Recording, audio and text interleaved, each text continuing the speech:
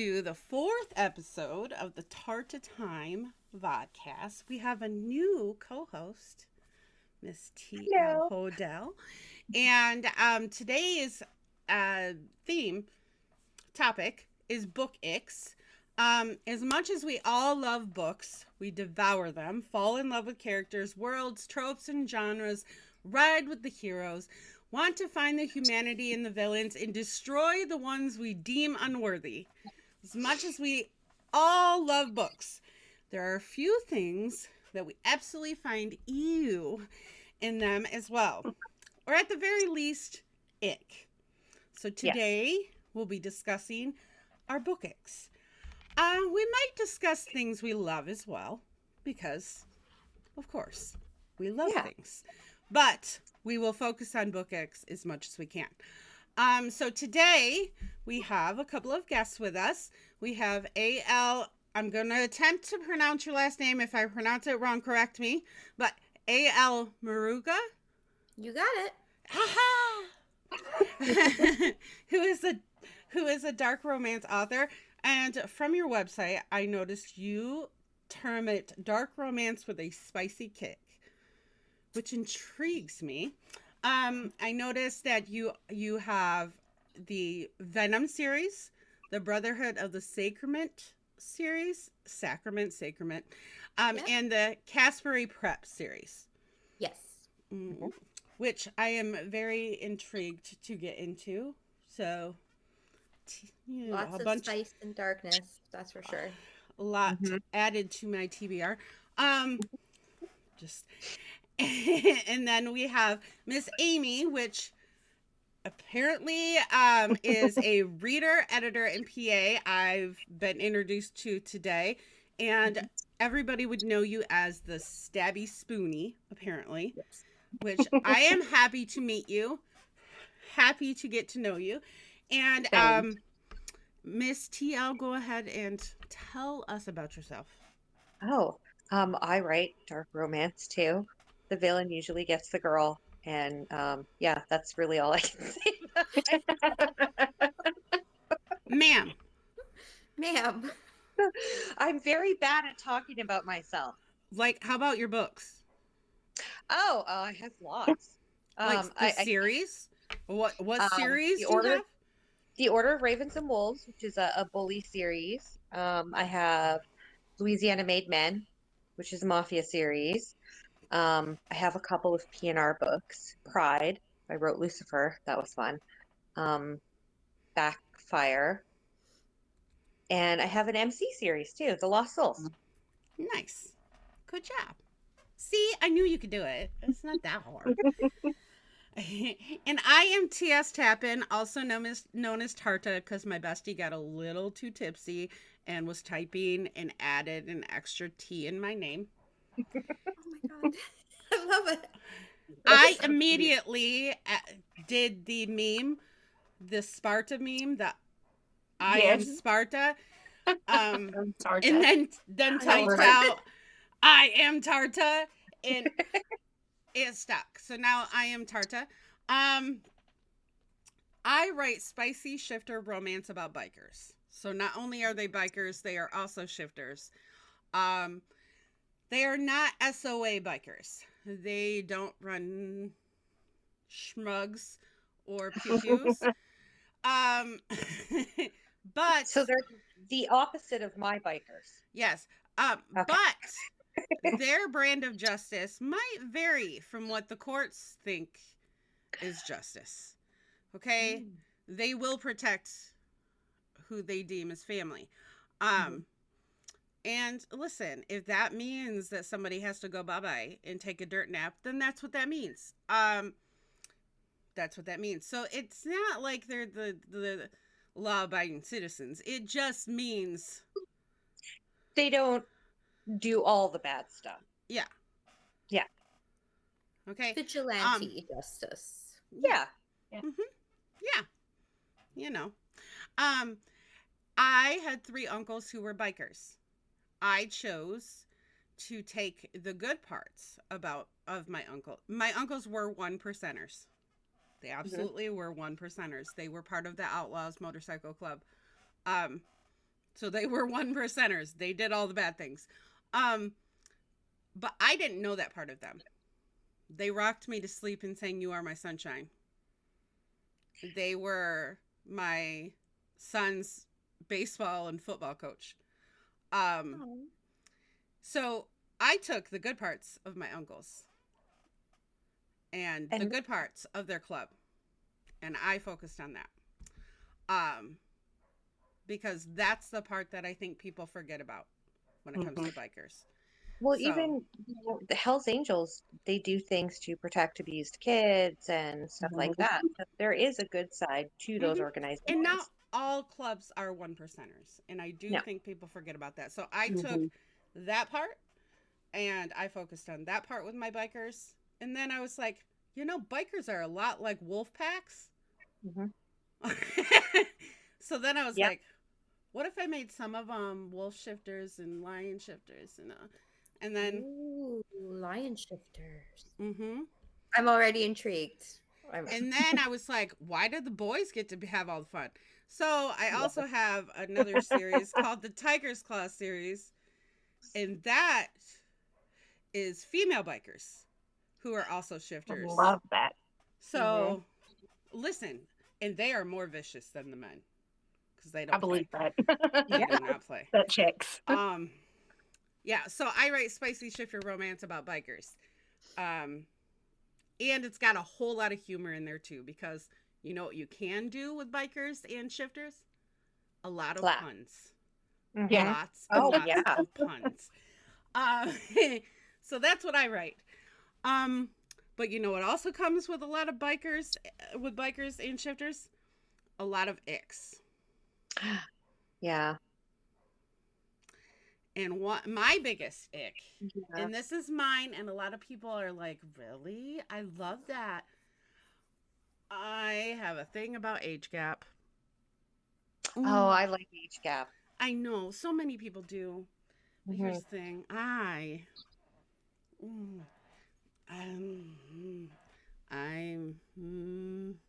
Does it matter how much of an age gap?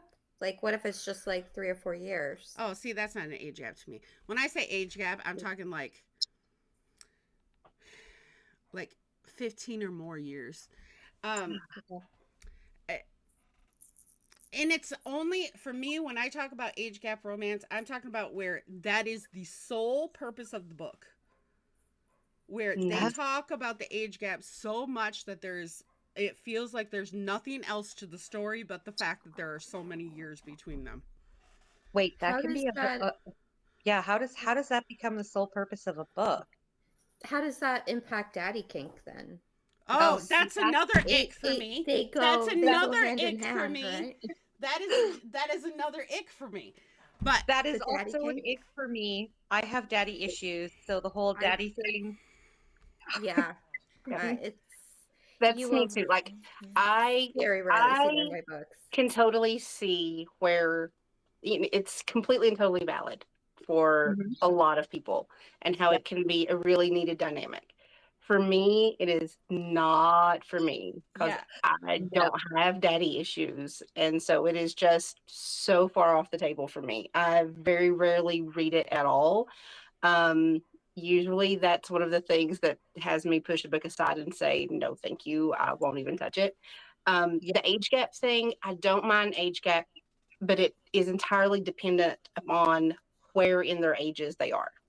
If you have someone who is very young teenager, very young adult with a large age gap, and there's that major, feels like it's just off balance in the dynamic. Like, they should have absolutely nothing in common.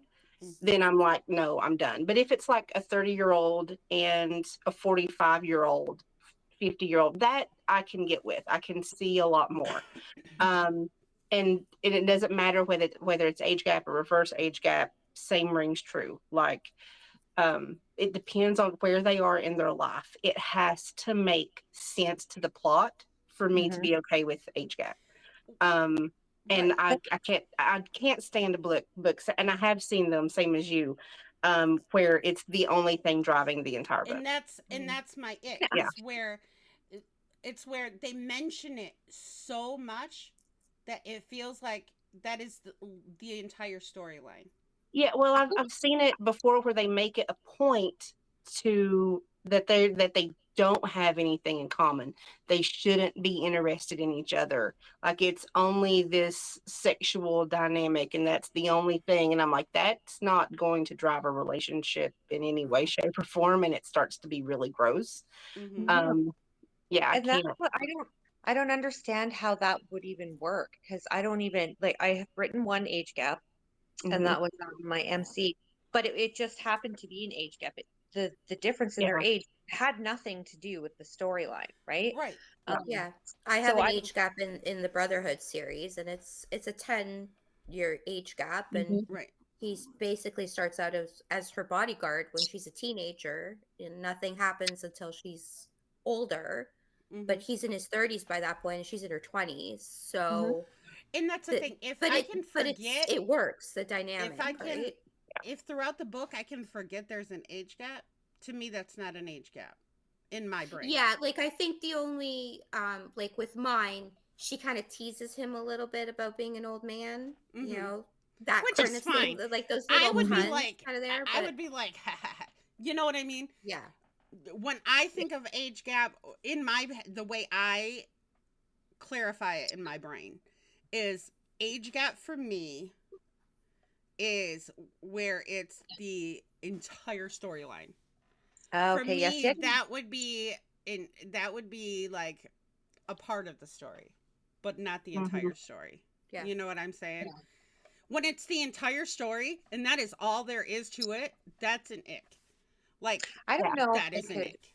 I don't know if I could get into that. I don't know if that's a heavy enough plot for me to get into it. I haven't read any that are like that, Mhm. like No, me where too. the age gap is the whole story. I've read where, you know, it plays an intricate part to it, but there's an actual romance to it, like where, you know, they do have things in common, or they do realize, you Mhm. know, they build on a relationship, even if it's a rocky start. Mm-hmm. I don't think I've ever read one where the whole plot is that, but I also don't go searching for them, so maybe that's why. Right. Yeah, it's not one of the ones I usually go searching for either. It just happens to kind of stumble upon it, or Yeah. yeah. Mostly it's been in my beta reading because in our Discord we Mhm. do beta reading for each other. And I've stumbled across a few where I've had to like, you have a whole lot of building to do. See, I'm that way with Daddy. It's hard for me even to write it in a book, even in a joking way. Like I had Nova a I couple of mentally times read switch it it out. jokingly, and I can't. I can't. There's nothing against that. By all means, other Mhm. people like it, read it, right? I can't. I mentally switch out the word I because can't even Yeah. do that. Listen, if I don't. the person who's allowed to do that for me is Pedro Pascal, and I can call him daddy any day of the week if he You likes. know, Totally agreed. my daughter, That's you where know, I'm at with that, right? a lot of the daddy comes baby girl, and Mhm. I've called my daughter baby girl her entire life. In my phone, she's saved as baby girl. Okay. Oh, So I see, have that's to, I've had to learn how to switch out titles. Yeah. Mhm. Um, in, so it's something I've developed is the skill of switching out the titles. So when it comes to daddy, I've learned to just switch it out with something else. So in my brain, it's like sir, I and wish baby girl I becomes just baby by yeah, itself, baby. You know, I wish I could do that. Do you know how many Irish mafia books I can't read because the main character's name is Declan, and that's my son's name? That was going to be I the wish next I thing I could. brought up. Is Yeah. that as an That's a major editor, ick. yeah, as an Yeah. editor, I've really had to learn how to compartmentalize because my son's names are common names. Mhm. And I've read several books, especially with my youngest name. And everybody's like, how are you going to do that? How are you going to read that book? How are you going to edit that book? You know, I'm like, I have a really good ability to just completely compartmentalize. And I can put that away and it actually doesn't bother me at all because that's not my child, you know. Yeah. So I'm able to do that. And but it's definitely a learned skill. Mhm. Yeah, I it need I to had learn to is. how to really do that. work on it. It is. Yeah, I that is one of my icks. Like, I'll be honest, if I pick up a book and it has one of my kids' names in it, and I'm just Yeah. like, even if it's one of my dog's names, Mhm. I'm just like, no, that's not going to work Yeah. for me. No offense to the author, but my I- brain can't handle No, that kind of chaos. I'm no. just like, nope, this might can't be the either. greatest book in the world, but I have I'll push it's through it. only- But It's only my son because my daughter has a unique name, so the chances of me running across that are right. odd, right? But every second Irish Mafia book, I get all excited and Declan, Mhm. I can't do it. So Yeah. when I write you in a book, make sure your love interest is Declan. Is that what you're telling me? Oh my God, Oh. no. He's gonna kill you. my son's such a common name, Nathan, It Nate, is. right? Yep. It's such a it's the minute I hear it, I'm just Mine's like, Tyler. nope. Well, I have a Jacob and a John, so I've unalived a few Tylers, if that bothers you. Yeah, I have a When Jacob I too. named him So Tyler, it Yeah. wasn't that popular, but then everybody named their kid Tyler that year. Everybody named their kid Tyler that year. Every year he said like 8 Tylers in his class. It's ridiculous. But the funny thing is so I have this sub series in my books, and it's called I Lick Them So They're Mine. Because one of my besties, she called me drunk one day. A quick side story. I texted her. She was drinking, and she was texting me, and I could tell she was drunk. So I was like, maybe you need to like eat some crackers, drink some Get water. some cheese, some fishy crackers. And I'm like, and I jokingly was like, do I need to send a howler to come pick you up? You know what I mean? And she was like, you can send Dragon. I would submit to him any day. And I so jokingly, because Dragon is the club's enforcer. Okay. I so jokingly was like, who said he's a dom? So jokingly, because he is very obviously a dom in the books. Very obviously. And this is before I wrote his particular book. I got a video call in 2.3 seconds flat of her yelling at me about, what do you mean? Of course he's a dom. You better not make him a sub. Blah, blah, blah, blah, blah. Like yelling at me. Drunk yelling at me. And then she was like, and he's mine. And I'm like, he's yours, is he? And she said, yeah, I licked him, so he's mine. And I was like, okay. So I wrote, his book was next. So I wrote her as the main character of the book. Oh my God, that's so cool. And put in a scene where she gets into a fight with one of the claws, and over him, and she's sitting on the bar, and he's taking care of her, and the club president walks up, and she says that he's hers, and he's like, does he know that? And she leans forward and licks his cheek and says, I licked him, so he's mine. So he's mine. that's perfect. And I said to my friends, well, Kissy licked a howler. Does anybody else want to lick a howler? And all of my friends were like, I want to lick a howler. So they all claimed the howlers. I had to create an entire new club for them to lick more howlers. So I have a sub-series called I Licked Him, So He's Mine. That sounds a lot more fun than what So I do fun. with my street team. We have like a sign up, who hurt you, and that you can put a first name only, and you can click how many tombstones, which tells me how bad you want this person to be unalived in my book. Like, there's a little bit of pain, and then there's like, oh wow, like he's gonna be dismembered. They fill out this entire questionnaire. about like their what they any type of tropes that they would like, or what they want their character to look like, what they, the like the themes of the book that they would like me to include. And if I can work them in, I do. If I can't, I can't. But that's much nicer than I would do. I'd be like, you get the name. That's it. I don't know where it's going, but they it'll help go somewhere. build their character, and I let them help me build the story as much That's as I so can. fun. I love that. I just kill off other people's exes. It was great. She did I it do for that me. too. I do that was too. though. Some exes make it into every single story. There's one street team member that she puts his name down for every story that I write, and I'm like, this man will perpetually die in every That's book I write amazing. because he's such a horrific human being. He's such a horrific piece of, Yep. Well, So yeah, he dies in every book. 10 books in, he's died in every book. well, Kissy's child wanted to read the book, and she's like, I can't read it No. because There's an Kissy- ick for you. I've Yeah. known my mom as Kissy my entire life, and I can't. Mm-hmm. I can't. And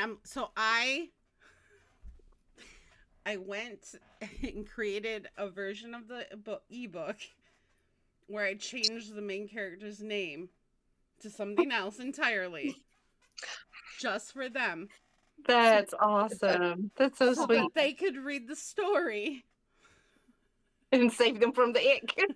and save them from the ick. And they were like, thank you, Auntie. And I was like, only Yeah. for you.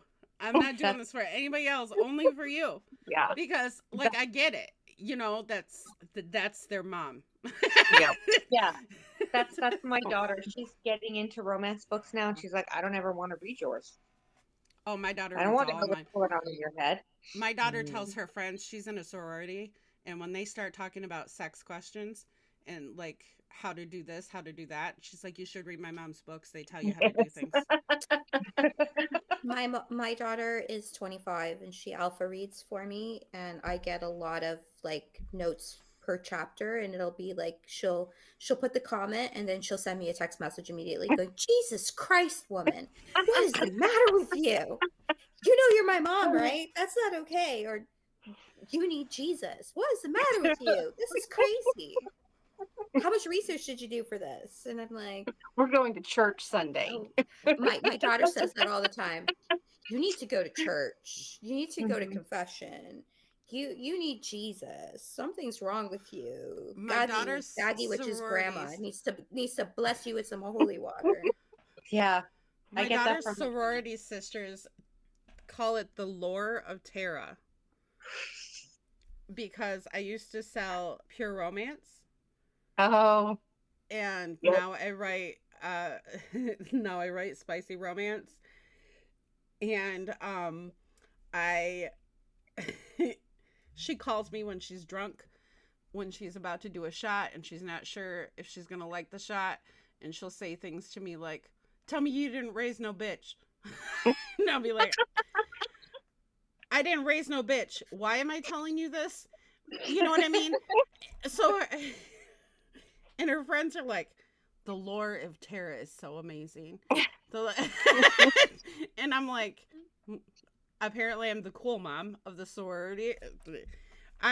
When I went and spoke with them, I made these little gift packages with like all my author friends' business cards and stuff in them. And I put a little clear shot glass in it with candy in it. My my daughter's like, you're giving us shot glasses? And I was like, no, I'm giving you candy cups.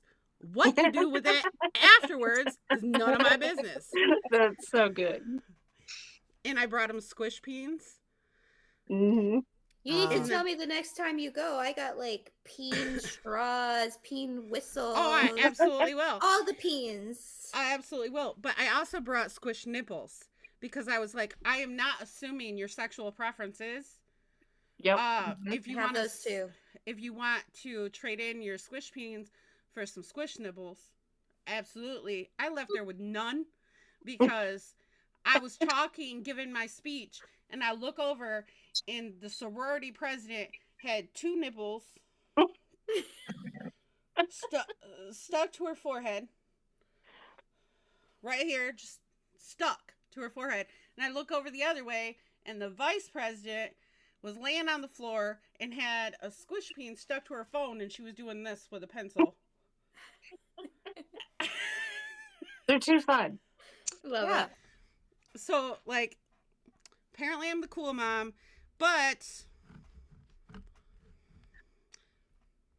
the Lord. My daughter went to Catholic school, so you know when I went to parent-teacher interviews and the teacher's like, "Oh, So she your says you're an books- author. You should come in and talk to the students." I'm like, you don't want me to do that. Your books No. are the Bookicks. Yeah. So your books just are the Icks. They are the Icks. Yeah. I had to explain to this nice Catholic man what I wrote and why he didn't want me to talk to students. That was fun. Sounds like my hub's giving, he'll be in the buffet line at whatever hotel we're staying at for an event, and he'll be talking my books up to, senior ladies behind him getting eggs, and they'll come over. Heard you're an author. We should read your books. Your husband's, out telling everybody about. I'm like, Jesus, what is this man doing? I write reverse harem, super dark, like 50 triggers minimum. Mhm. There's gonna be a gang something or other in it. I'm like, what are we doing right now? You need to stop. sir. That's my experience with when people find out that I work for indie authors and do editing. They're like, "Oh, do we know any of the books or any of the authors?" I'm like, "I guarantee you, you lovely, super conservative Christian human being have absolutely no clue." And Yeah. I'm not going to tell you. I always Yeah. tell them all, I use all the words. All of them. All the words. My All of stepdad them. tells people he's Describe very all the proud. things. He's very, very proud, but he's also very Italian and very Catholic. And he's like, my daughter writes porn. She does. And it's great porn. It's great porn. But she does write it. And I'll be like, That's awesome. can we not tell all the uncles that? Can we not tell everybody that we do that? See, And my and mom I'm- just prays. She lights various candles because, My mom somebody's has gotta stopped save my asking soul. questions. Yeah. Meanwhile, I have a shirt that says "Loud and Proud Professional Smut Peddler" that I wear around town.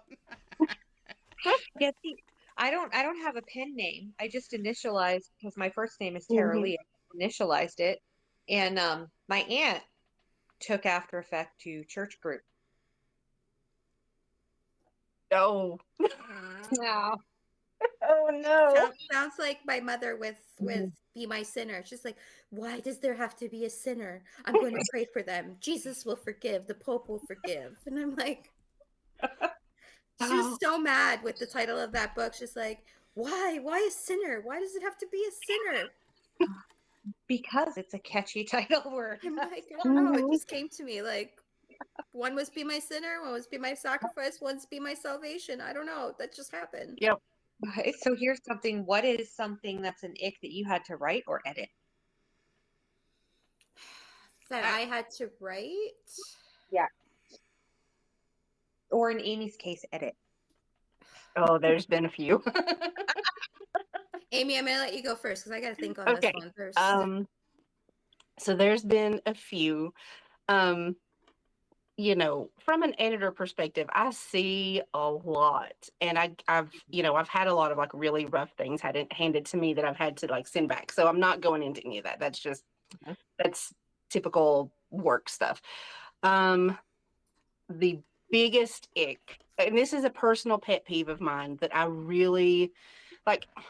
It's one thing if I see it in like DubCon and it's that type of situation, but if it's not that type of situation, I absolutely cannot stand when people go straight into anal sex without any lubrication, no foreplay, nothing.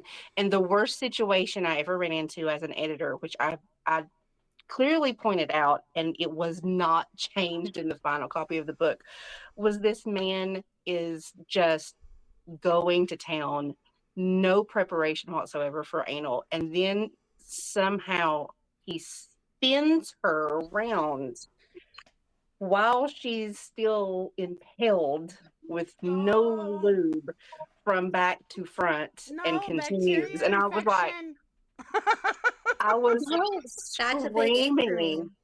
And That's a big ick I for was me. literally audibly like saying stuff out loud, and my husband was beside of me at his computer. He was like, "What is going on?" And so I read it to him, and he was like, "No, no, no." No. He immediately just went off.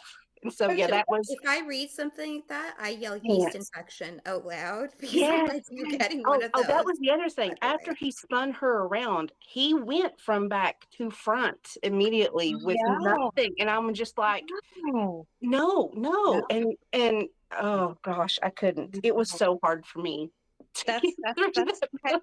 that's a pet peeve of mine too. When I read anal and there's no preparation, I'm like, listen, it doesn't work. No, Nope.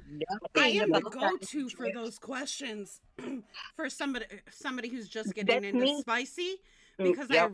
because I sold pure romance. So they'll Mm-hmm. be like, okay, what kind of lube do they? What kind of? And I'm like, this is what you need. This Yep. is what you need to do. It's like, here, I Because have a if you list. don't, this is Yep. what's gonna Yep. happen. Yep. I'm such a stickler for that. And it just, oh, it broke my soul to have to edit that. And my advice was not taken. No, Yeah, no, I can't. no, no. Listen, a lot of things can happen in Bookland that don't happen in real life, Yes, a lot. but But A that's lot. not we one. That is That's we not not one one all of of them. them. have had that accident when you're in the middle and going hard and accidentally slips and bumps against it. We know doesn't Yep. no, it doesn't work. Nope. Mm-mm. Nope. And you start to make that dolphin noise.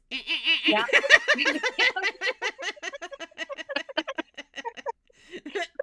Yeah. Yep. You know exactly what I'm talking about. Yep. Mhm. Yep. Yeah. Yep. You scoop back, make that dolphin noise like that. We are not prepared or ready for that. Nope. No. No. No. So yeah, I agree with that one. That is going to be a That clip. was I the already worst know one that's for going to be me. a clip. Watch, the dolphin noise is going to end up on TikTok. It's not an ick, but it was an ick for my daughter. And it Mhm. was a moment of pause for me when I wrote it. And I was like, yeah, we're just gonna go with this, right?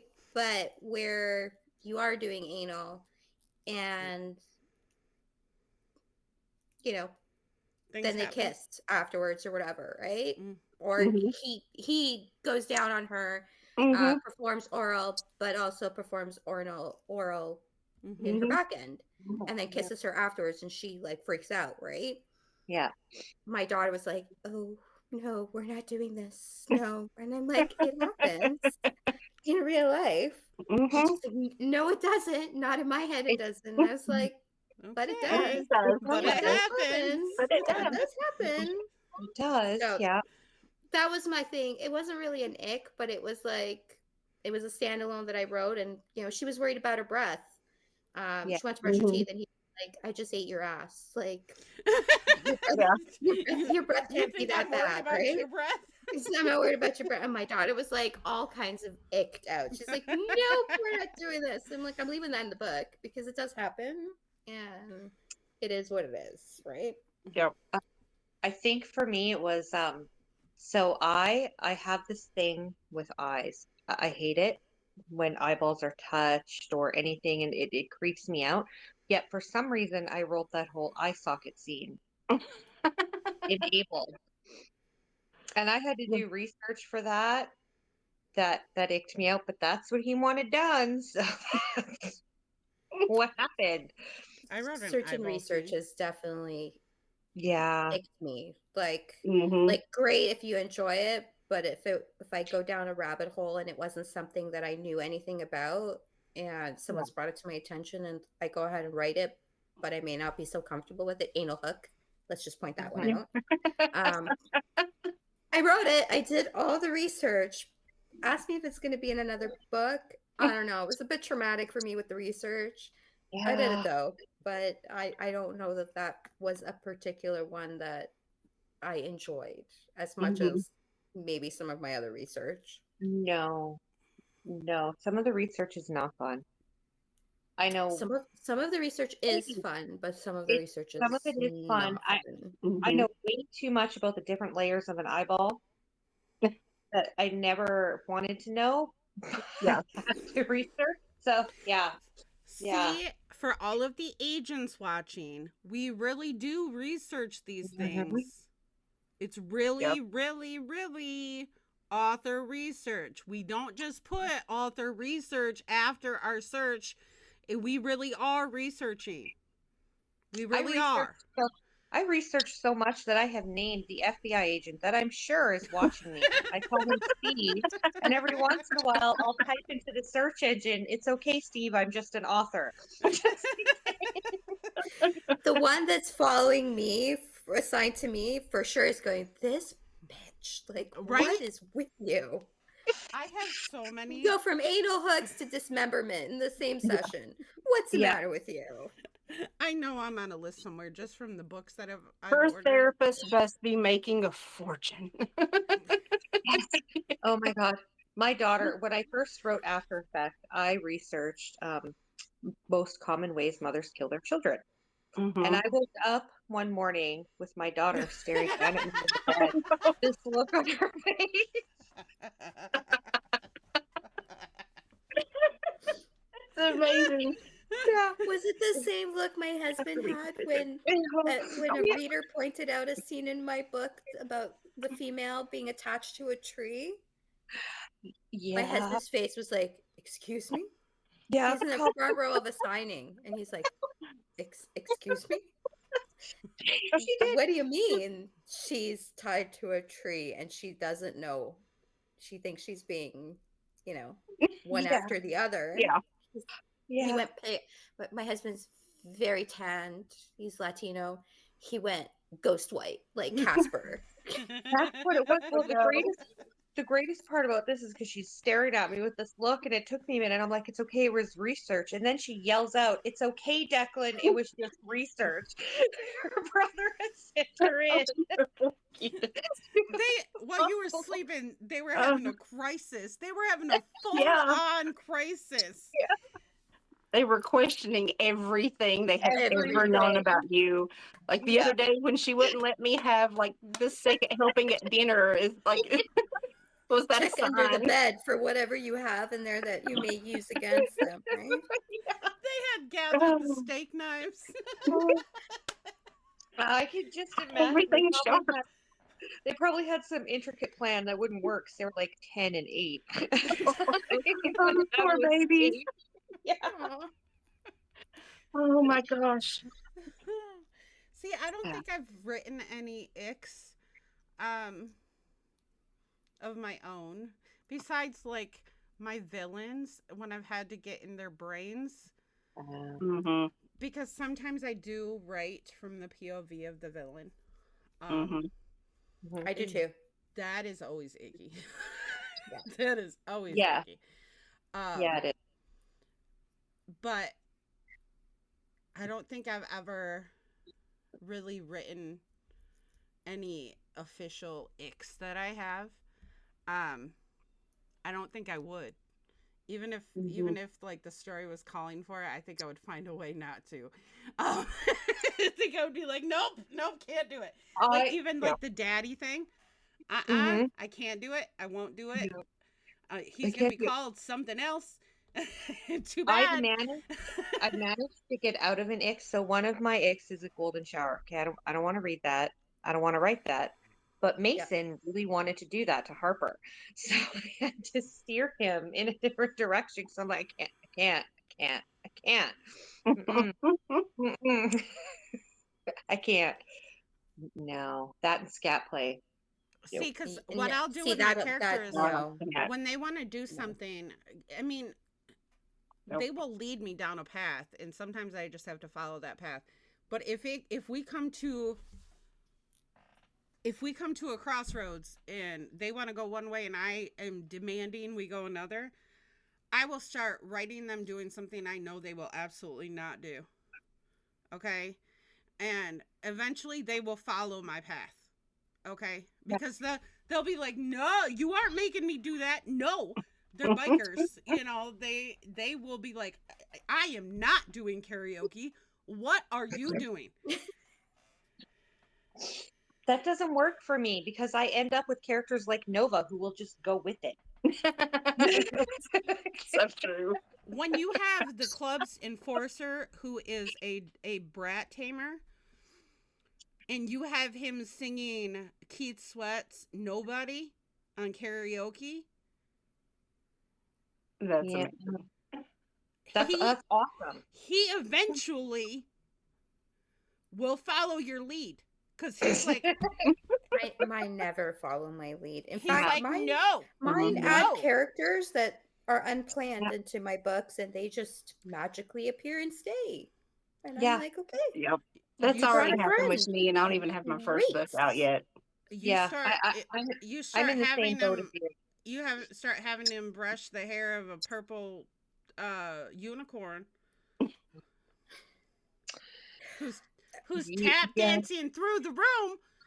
My MCs would probably strangle that said unicorn and do horrifically mean things to it. You don't want to put one of those in front of my guys. My guys are cannibals. I have met my match, though. I've met my match, and it's starting to drive me crazy because, okay, the book I'm writing right now, it's another Dom, brat tamer. Okay. The female man character, obviously a brat, right? It's the brattiest brat I have ever met in my entire life. So when it comes to her POVs, she's like, yeah, what am I doing? Yeah. What am I thinking? Yeah, what's going on? It's pretty bad when the brat is bratty to the author. And I'm like, Wish, what's going on? And she's like, I don't know. You tell me. I always have one. And I'm like, oh my God. No.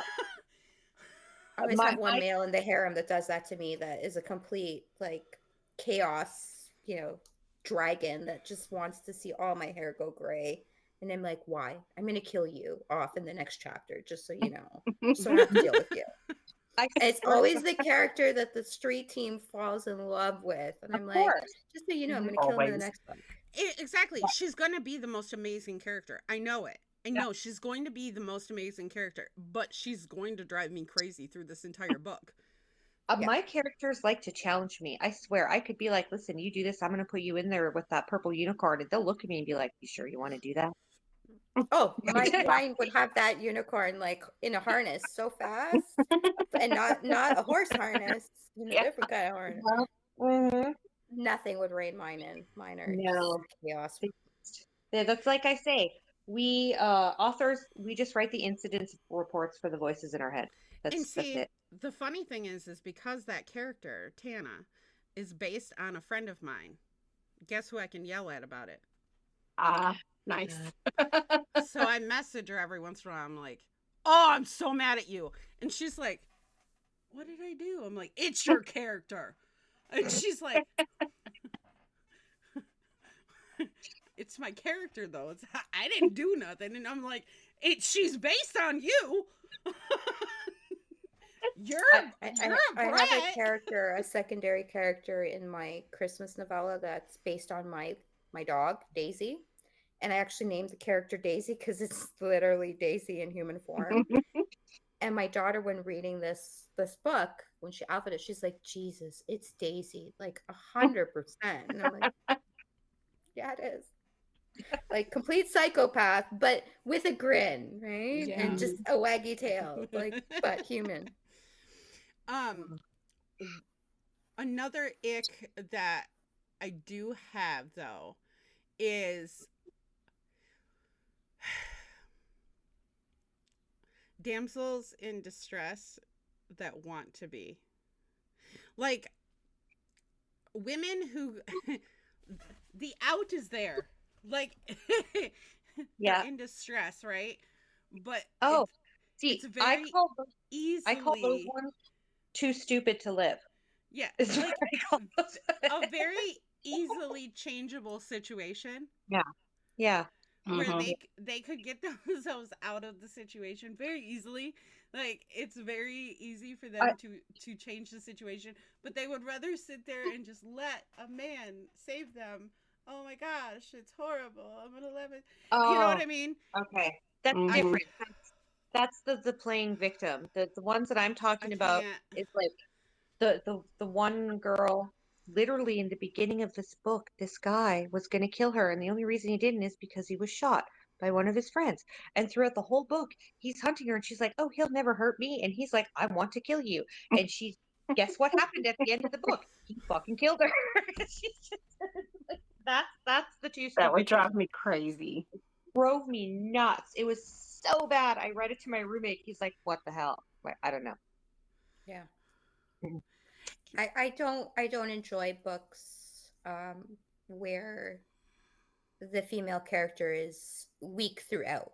Like if she Mhm. starts weak and Mhm. builds a backbone Builds. Yeah. and you know Yeah. changes that dynamic at some point where she can stand on her own, love. If she Love. starts strong and Mhm. ends strong, love. But if Mhm. she starts weak, remains weak, and ends weak, there's no progression for me there. Right. So I'm like, there's no Mhm. growth as a character, and I cringe with those ones because I'm like, I want to see growth of a Yeah. character.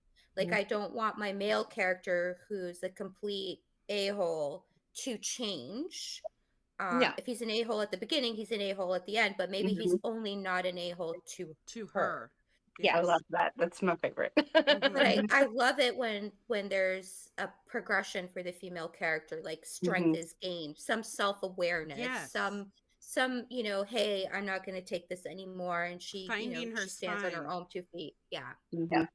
Mhm. Yeah. Mm-hmm. I It's a kind of an ick for me where, you know, there's no I growth with characters. That's, you know, it's a I Mm-hmm. turn had off. to I had to write a female character kind of like that. Like Harper never really got a backbone in Harper and Mason's book, and it A was little bit. frustrating.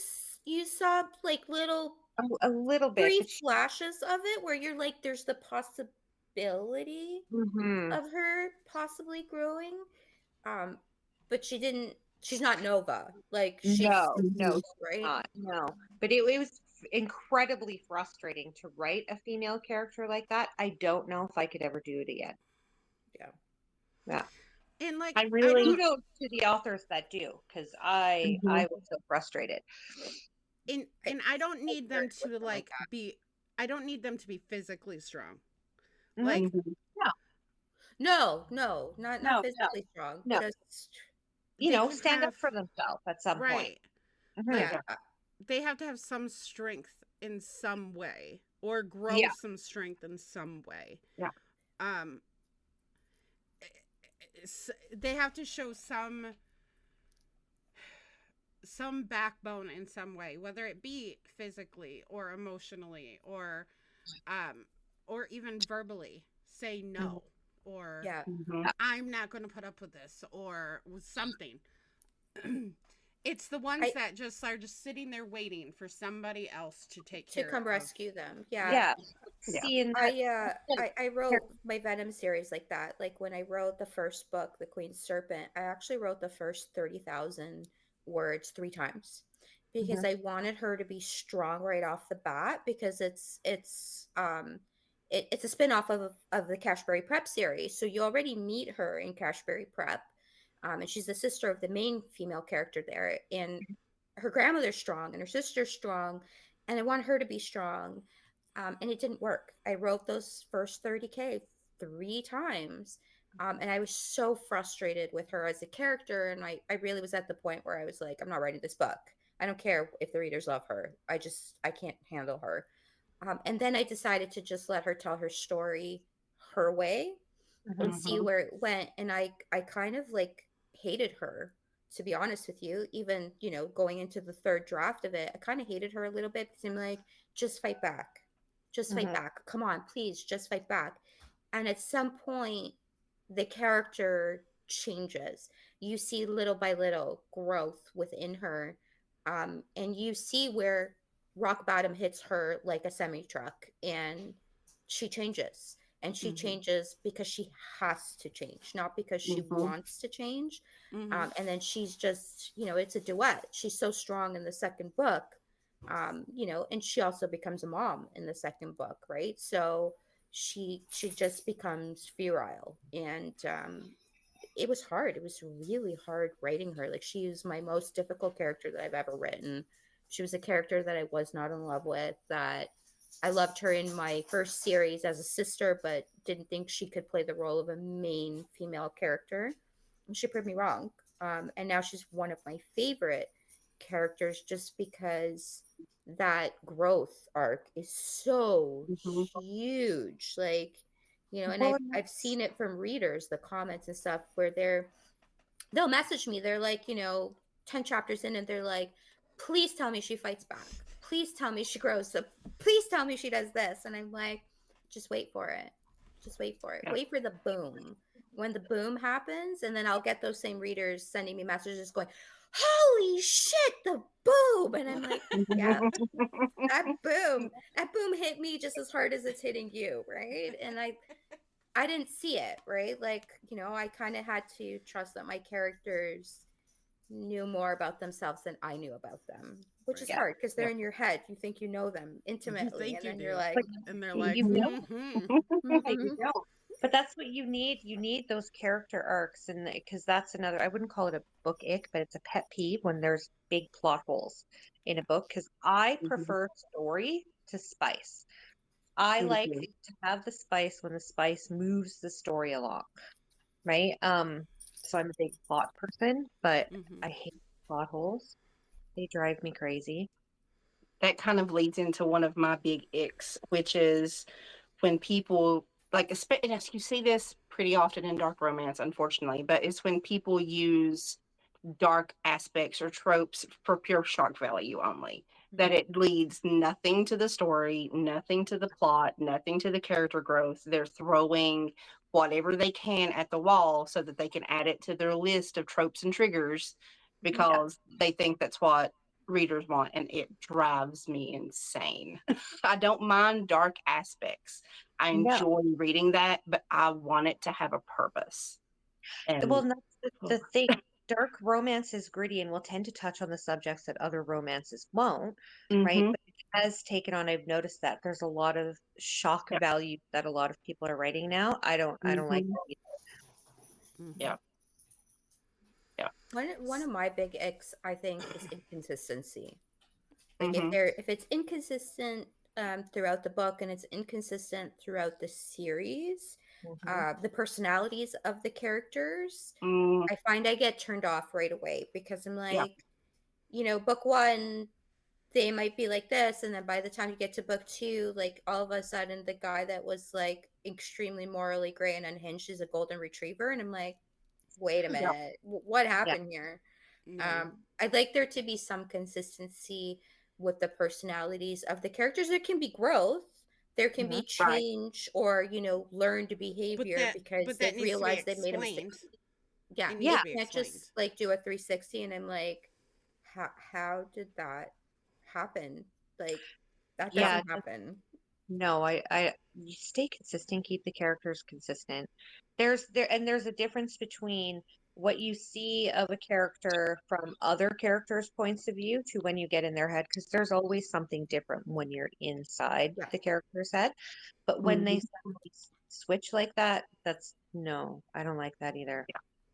Yeah, I'm always like, when I see that, I'm like, I'm waiting for the trick. Like, they're Mhm. just pretending to be like that, right?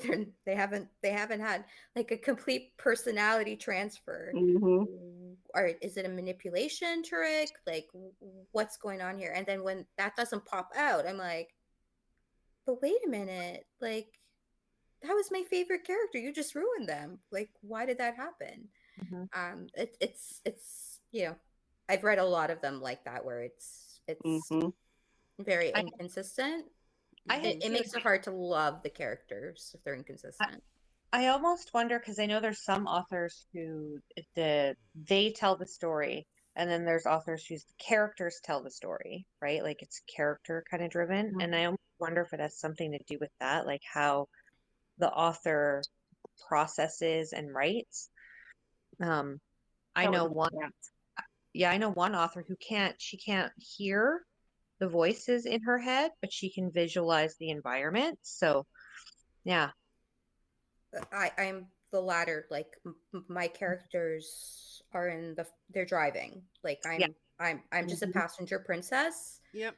They're completely driving it. Sometimes, I go, okay, this is the direction we're going. This is not where I planned it to be. And I'm not a plotter, so I'm a pantser, but still, like, you go in with a general idea of what the Mhm. story is going to be about, and then it flips on its head, and you're like, okay, Mm-hmm. Yeah. this is where we're going to Mhm. go with this. But Yeah. yeah, I get what you mean, and you can always tell, I think, a little bit when the characters are not the ones driving the story, the author is. You get almost like a different point of view, a different, almost like a narration of it, even if there's, Yeah. multiple point of views. It's almost like it's narrated rather than the character speaking to the story. I think Mhm. it's a little different. It is. It's a different style. Yeah. I love the fact that I wrote 7,000 words into this new book that I'm working on, and then the character was like, "Hey, I know that we talked about this and we had a whole plan for this book. But it would make this better if we totally threw all of that out and went this way." That just And I happened was to like, me. yeah, but then that means I have to start completely over. And he's like, yeah, but see, it would be so much better. And I'm like, yeah, you're right, absolutely. But that means, like, I have to start completely over. And he's like, yeah, and you know what, when you start over, we should also do this. And I'm like, okay, but I have to start completely over. And he's like, yeah, and also when you start completely over, on top of adding that, you should also add this. And I'm like, Why are your characters so nice to you? Mine would be like, no, this doesn't work. Scrap it. That's it. Yeah. That's all they say. Yeah. Mine And are I'm like, just we're sitting gonna there like, we're gonna oh add my another God. man to the harem. 29,000 words in. And then he Sorry. says, oh, by the way, how this is going to end up. He doesn't give me all the in between on how we're going to get there, because that I will learn as we go. Okay.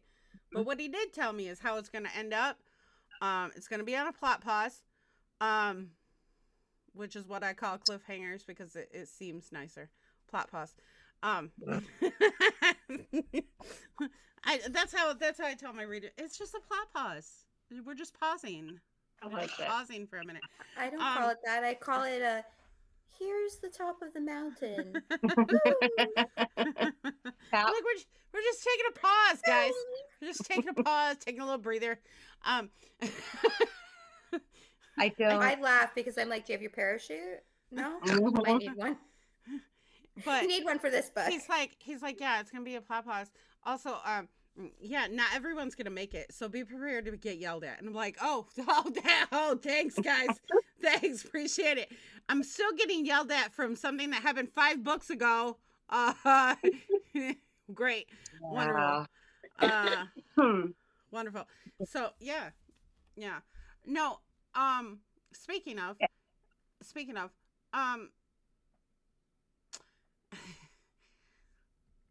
do you enjoy when something happens in a book and you get so mad at the author that you want to yell at them?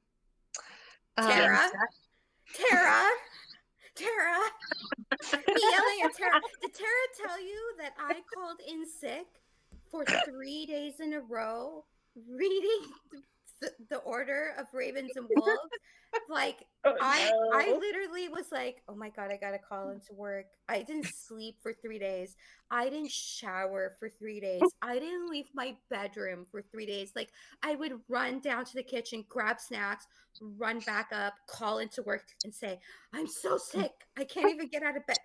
Tara, the whole series. I read the whole series in 3 days. I did not sleep for 3 days. And then she does the same thing to draft with daffodils and leaves me on a cliffhanger. Mm-hmm. Well, book 3 is out. Now? Yeah. It's out now. And it's fantastic. Listen, okay. That was all Nova's fault. I started that book intending a standalone, and then Nova happened. Nova's amazing. Tara, Made everything I love difficult. her. Tara. That's all I gotta say, Tara. Tara. Must come with a name. I mean, if you want to yell at the author, then they must have done something right. Right. That's what that's I the always way. say. That's made you my feel perspective too. something. Her and I I made weren't you even friends feel yet, and I was like cursing her name. I was like, Jesus, how does a Canadian do that to another Canadian? I What's the know. matter with you? I thought Canadians were nice. Oh. Oh no, we're Yep. polite. Yeah. Oh Yeah. goodness. Yeah, no. I still get yelled at. I destroyed a character emotionally in book 6. And I'm working on book 11 in my first series, and I have one particular reader. Well, I have several readers that still yell at me about it, but I have one particular reader that every book that character, it's a side character, gets mentioned. Just mentioned. Like the name is mentioned. She will track me down That's to my yell Diego. at me. He causes all my a good percentage of my street team, but specifically one street team member, to have a seizure every time he's even remotely mentioned in any book. She's just like, let's go, and I'm like, he's not getting another book. We can't give him another book. He's already destroyed the world. Like we can't give him another She book. was like, I'm still mad at you for what you did to him. And I was like, it was necessary. And she's like, no, it wasn't. Yes, it was. I'm like, I they love can't all getting the, survive, guys. And she's like, yes, they can. I'm like, no, they can't. I get yelled at all the time, mostly by my beta readers because I constantly torture them. I'll be like, "Here's 2 chapters." I can wait I 2 don't do weeks. that. Yeah, I'm horrible. I don't do that. I do the book is ready. The only people I torture are my daughter, 100% torture her. I torture my poor PA, bless her soul, because she has to put up with me and I am her chaos child. And then I torture my beta and my editor. My editor yells a lot. But my beta is amazing because she'll just give me play by play. Oh, this or oh, that. But my daughter screams. Like she'll be upstairs and I'll be downstairs and she'll yell from the top of the stairs, what is the matter with you? That doesn't work. I freaking hate this character. Can we kill him? Like she'll just, and what I do is her comments, I feed them into my street team as she's going through the book, just so that they lose their minds because they're like, what is she referencing? Oh my God, what is she talking about? Right? I just get them all like all ready to go. So when they get their arcs, it's like 24 hours. They're done the book. Some of them don't even sleep. They're like, if I send them an arc at 11 o'clock at night, they're up till 5 a.m. finishing that book so that they can send me messages going, why did you do that to me? I haven't slept. Now I'm a wreck. And Mama and most of the time I'll tell she's them. like, why did you send it? It's 9 o'clock at night. I'm gonna be up after night. I always do that. Like I never send it at a reasonable time ever. Yeah. I'm chaos walking. Like I'm just like, oh, I wonder how they'll react if I'll throw this at them. Yeah. Right. And then they lose their minds, just like with this cover reveal. I literally didn't tell them until 5 minutes before I went to reveal it. And I'm like, surprise, remember that cover everybody's been waiting for and the blurb everybody's been waiting for? And you've all pre-ordered a book that had no blurb, no cover, basically a title. Yeah. Boom. And then I threw like literally an aesthetic video at them, showing them exactly what they're getting, and they just lost it, right? Because they had no idea it was a stepbrother bully with MMA in it. And so they're just like, oh, look at what we're getting. And I'm like, yeah, I know. It's gonna be a wild I'm a badass. Are you ready for a wild ride? I had that happen recently when I announced that the shared world we're doing, the behind the lens one, is next gen for Ravens and Wolves. I had so many messages like, excuse me, miss, why did you not tell us this before? Yeah. Yeah. That's always fun. I like surprising them. Just bam, drop in. Here you go. I love when they're in my DMs, when readers are in Mhm. my DMs and they're either super excited, super upset about something in a book. Um, they're vibing with the characters, they're not vibing with the characters. I love when they just jump into my DMs and they're like, I gotta talk to you.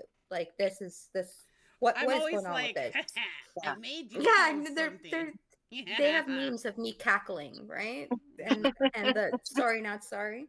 Hmm. And they know I love it. I'm like, Yep. tears of my readers, send them to me. I will Yeah. put them in a jar. Hmm. Yeah. I love when readers fall in love with the characters that are in your head that you're extremely unsure about, that you're just like, Mhm. are they going to love this character? Are they not going to love this character? You Mhm. know, I'm always surprised by how much they fall in love with the characters you don't think they're going to like that much. Right. I have friends who have fought over who gets to claim Trip, which, okay, Trip is the jokester little brother of the club president. I mean, yes, he's funny and they're all cute, but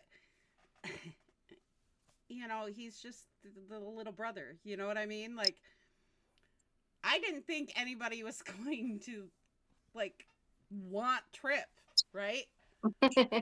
Meanwhile, Shelly and TD had to work out a custody schedule, a visitation schedule, because they were like, no, he's mine, both of them. And I'm like, hey, this is between two of you. This is between two of you. You guys work it out. So Yep. they worked out a custody agreement between the two of them over which days Shelly gets them, which days TD gets them. And I'm like, hey, So now when people are like, Trip is mine, I'm like, you got to talk to TD and Shelly. That's between all of you. I'm out. I have that with my street team. They have supervised visits with characters between Yeah. them. I'm like, Mm. just leave me out of it. I don't want those Just- guys back in just my leave me head. out of it. Just you can do whatever you want. But Oddly enough, it's the one amazing to me character the ones that that they fall in love with, because I'm like, really him? yeah, Really? Yeah. Really him? It's and always the one. mine was Naomi, oddly enough, who I wanted to kill when I wrote her. She is such a bitch. I hate Naomi so much. But the people who love Naomi love her and they fight over she's my Mhm. best friend. I'm like, listen, I don't know why anyone wants her as a friend, okay? She is not a nice person. But Well, for she's me, with your fun. series, it was Preston.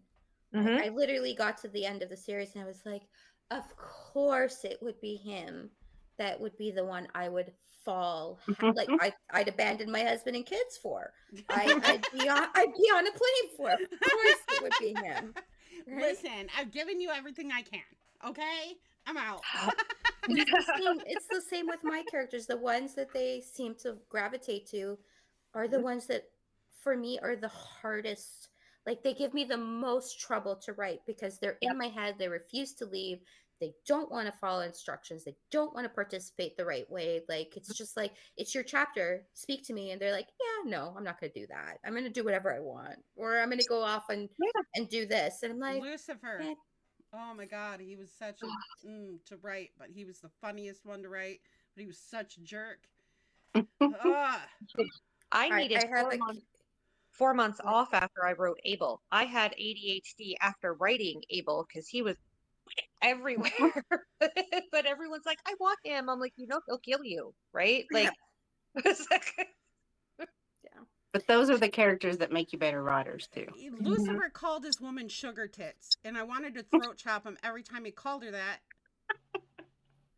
Oh, I'm so there already with Carter. He was I'm insistent so there. that's what he was going to call her. But his woman is the president of the TCMC, and she was like, oh, you're going to call me sugar tits? Well, I'm calling you Lucy. So congratulations. So, like, that was their dynamic. She was like, I will use my claws to remove your balls. And he was like, well, you'd have to touch them. So let's go. You know what I mean? That was their dynamic. That's my Carter. That's my I love Carter. that. My Carter's like that, and he's from my very first series. So I'm 10 books in. Like he's from the very first series. I cannot get this character out of my head. He reappears whenever I go to write another book, and it's almost like, "Hi, I'm still here. Can I be part of this one too?" And it's like, "No, they're not even in this world. Get out of here!" Right? So, and I wrote Cashberry, and then when I wrote Venom, he reappeared in Venom, and I'm like, Jesus, I'm never getting rid of him. So he's in the next gen too, obviously, right? Because it's his kids, and I'm just like, Tara and I are sharing custody of children for my next gen. Her children and my children are combining, and I'm like, just be prepared already for the chaos that Carter is going to bring, because he will never leave. Once he's in my head, it's like, go away. You are a horrible creature. Go away. You Never have leaves. to deal with Ava now too, who likes to appear in other people's books. That bitch will not go anywhere. Lucifer is a human who likes to walk up to lion shifters and ask them if they play with balls of yarn. Lion shifter bikers and ask them if they like to play with balls of yarn. Dude, you're human. My Carter would totally do that. He should buy them a gift card to like Michael's or something. He took catnip for your yarn. He took catnip and laced an entire room of a tiger shifter with catnip. I guarantee you, my Carter would walk into your bar and go, "Here, kitty, kitty, kitty." Give him an empty cardboard box. Too. He takes a string and waves it in front of one of the shifters' face just to see what they would do. And of course they go like this, and he thinks it's the most hilarious thing in the world. Dear God, never let Lucifer, Carter, and Ava be in the same room together. Just so you know, Carter's going to cause so much chaos with Preston's daughter. I'm like, who could possibly handle this man's children? Preston's daughter. Only Preston's daughter could handle this man's children, because they're crazy. Their father's crazy. I'm like, the entire family is sociopaths. Ava's their aunt. So if we had to pick, if you had to pick one book to write. Oh. Like, if you had to pick one of your Bookicks and you had to write it.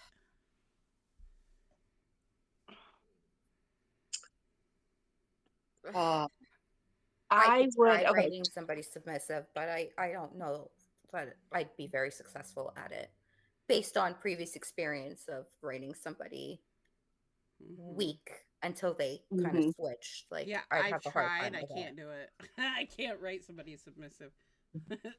They always end up being like, always every time. I could try. Never say never, but I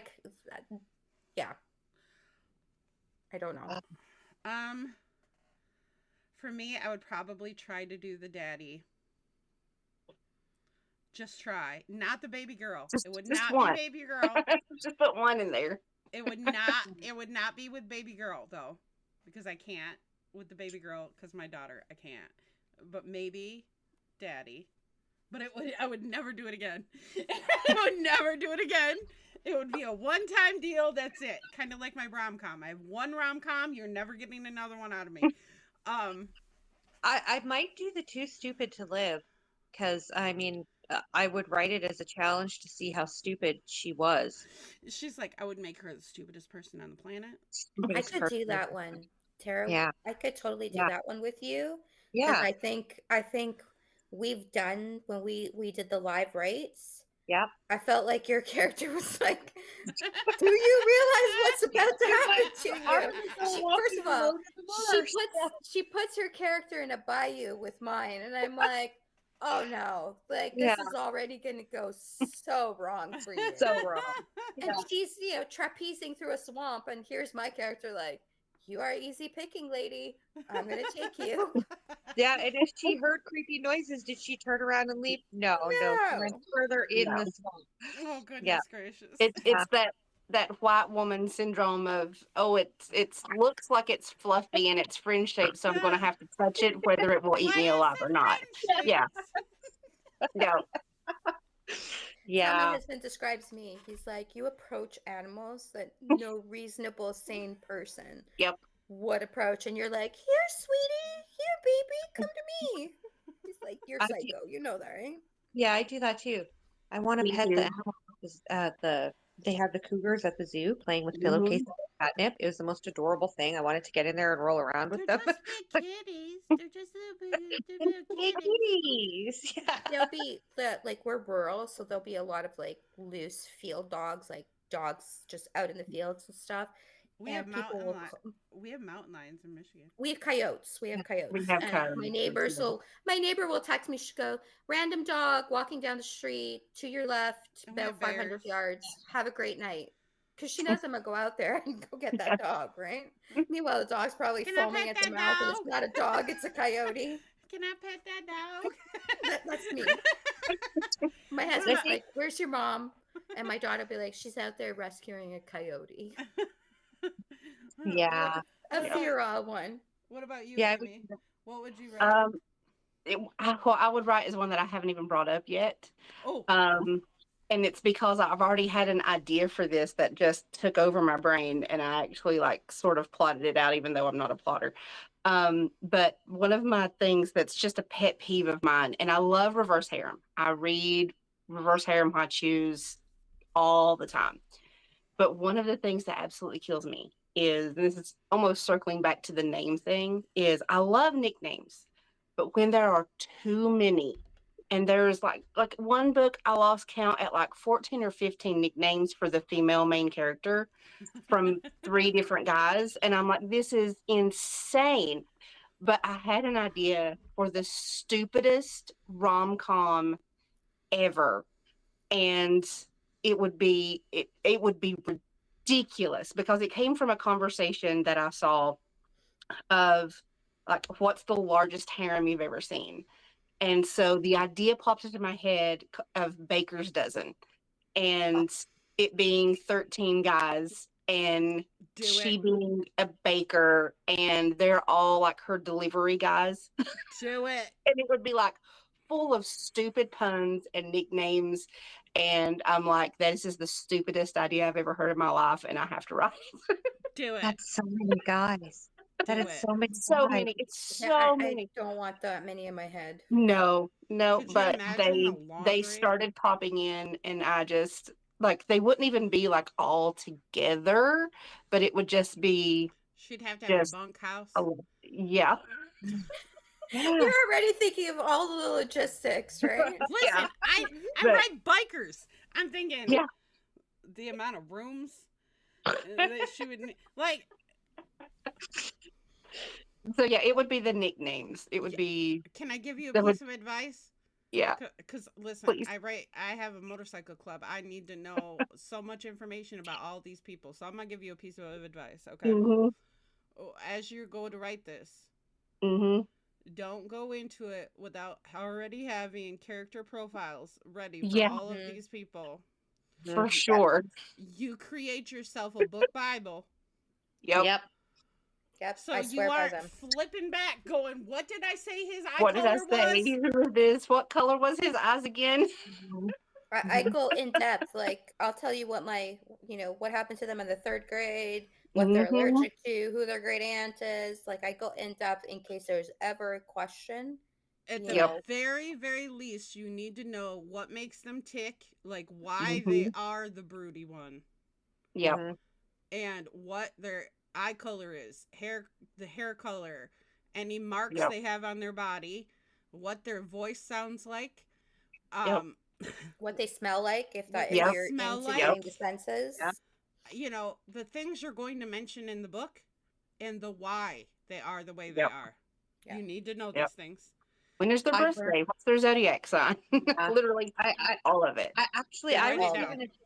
I was Yep. given a piece of advice by Penelope Douglas. She said, when you pick their birthday, do not pick it to designate a zodiac sign. Mm-hmm. Just pick their birthday. It. I just pick a Yeah. random day. I like that. I pick a random Yeah. day and go with it. Just pick your birthday. But okay, listen, a series Bible is one thing, but when you try and make a family tree out of the cacophony of everyone fucked everyone, the Order of Ravens and Wolves bullshit, that is not happening. Not happening. Someone's like, make a family tree. I tried. For 2 weeks, I tried and went, no, fuck you. Did it look like the Black family tree where there's like know what people you do? scrubbed off? You're like, no, wait, this, You know what you this is do? wrong. You know what you do? You pay one of your readers to do it. They wouldn't even be able to do it. You don't understand how many kids' fathers aren't actually their fathers, but their father is this person's father and their mother is that. It's, yeah. Color Yeah. The Raven, yeah, it's a mess. I'm just like, okay, Yeah. so there's a lot of swapping happening in this book. Mm-hmm. Yep. Yeah. Yeah. Well, Riker's got kids everywhere. It's just we not have happening. I think we can wrap this up. I would love to have you guys on again. This has been fun. It has been a blast. I'd It love has to been come fun. back. Yeah, same. So we will probably get in touch with you guys again, bring you on for another one. But thank you so much for being with us. I'm going to give you guys each a moment to kind of talk about what you do and where they can find you. And yeah, then we'll wrap it up. So Amy, why don't you talk about the Stabby Spoonie and what you do? I am Amy. I am the Stabby Spoonie. You can find me on Instagram at the Stabby Spoonie Reads, underscore in between each of those. I am a bookstagrammer. I am an editor, a proofreader, a PA. I do freelance writing, but you can contact me on there. And I absolutely love what I do and seeing my authors succeed. That's why I do what I do. And Amy is fantastic at all of it. Thank you. All right. Go ahead, AL, when you're ready. Okay, I'm AL. I'm your Canadian dark, smutty author that loves to leave scars on your soul. I write primarily reverse harem that has a minimum of 50 triggers and goes from there. Lots of stalker. Enemies to lovers is always a trope that I will always write. It is my favorite trope to write. Little bit of everything from reverse harem, academia to bully to billionaires. There's some mafia in there, and there's stalker, kind of Handmaid's Tale meets Eyes Wide Shut, where she's the serial killer. So a little bit of everything. Dark is kind of my happy color, and I kind of live for readers' reactions. Not shock value, but just in depth, lots and lots of story. So I plot. There's lots of plots with my books. You're never going to get just full smut. You'll get smut, but you're going to get plots. All right, TL. Oh, I got to talk about myself again? You got to talk about yourself again. Okay, hi, I'm TL Hodel. I write enemies to lovers. I think actually every single book I've ever written is enemies to lovers. Range from high school bully to mafia. All of my guys should be in prison. So if that's the kind of toxic relationship you're looking for, that's what I write. Okay, and her link tree will be in the description along with links for everybody. I'm Tarta. TS Tappin. I write spicy shifter romance about bikers. I also have another pen name, Dakota River Reed, which I will be rolling out some more books under that name, which will be female unalivers with a moral compass. So they take out the guys that should have been taken out a while ago. And I just finished the first short story under that name. So that'll be fun. But all of our things will be down in the description. And again, thank you so much for being here with us. And thank you. Yeah. Thank you for having me. Next time.